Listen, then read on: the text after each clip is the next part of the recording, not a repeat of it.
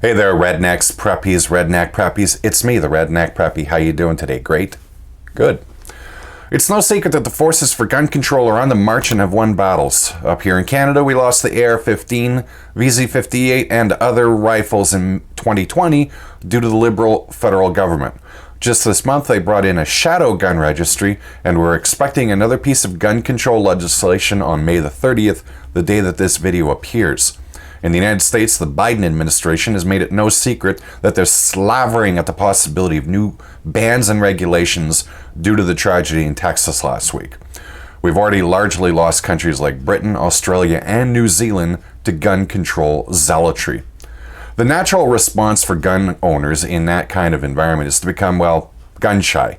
They don't want to buy anything which may get banned and turn them into insta-federal criminals that could face a prison sentence for something that's illegal today but was perfectly legal yesterday.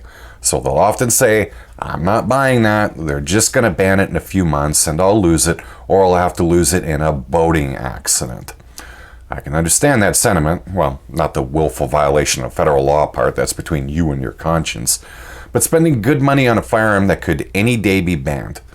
Guns are expensive, particularly in countries like Canada, and losing money does hurt.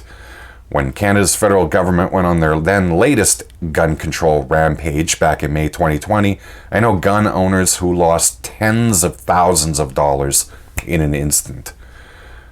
I can understand that sentiment, but I also think it's the wrong approach. Part of any cause's agenda is to convince the other side that they're going to lose, to demoralize them to the point that they either give up the fight or their efforts become scattered, unorganized, and half-hearted before finally giving way to giving up. If gun sales go down, we're essentially telling our opponents that we're giving up. A wag could argue that why should anti-gun psychos even bother with new regulations or a ban when the other side is essentially instituting one on themselves? New legislation only seals the deal on that defeatism. Don't let yourself get demoralized and use that as a pretext to stop buying what you want and engaging in the legal activity that you want. This is important. Don't stop buying firearms or related gear over fear of new regulations or bans, because that's what they want you to do. Every firearm that you don't buy solely because of that fear is a victory for anti-gun psychos, one that they didn't even have to earn. Also, consider what that attitude does for other gun owners or those interested in getting into firearms. That mindset spreads and sows negativity with other gun owners and dissuades new shooters and collectors from getting in. Gun sports have been growing in recent years, even in Canada, and we need to be encouraging and optimistic to keep it so, not strangling the hobby ourselves. So go out and buy the guns that you want without fear of some future nebulous threat that may or may not threaten your private property. Don't live in fear. Don't go on the defensive. And be the kind of ambassador that we need in our fight for gun rights. Be educated and make sure to join and donate to a gun rights organization if you can.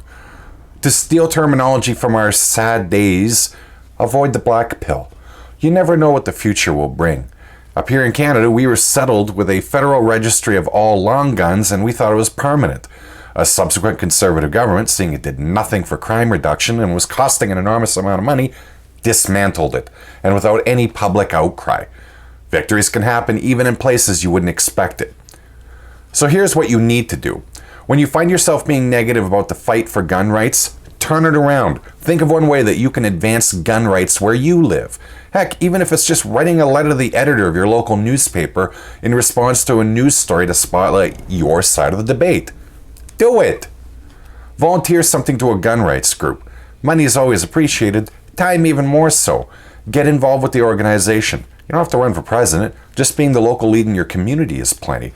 If you want to passively watch your rights be eliminated, you just stay on the couch and bitch about the gun grabbers. Go shooting. Tell you what, nothing changes your attitude faster than when you hear the ringing of that steel gong at your local range. It'll remind you why you got into the hobby in the first place and why you should be defending your rights. Don't look at failures as setbacks. Take them as learning experiences, then redefine and redouble your efforts. Preach to the choir.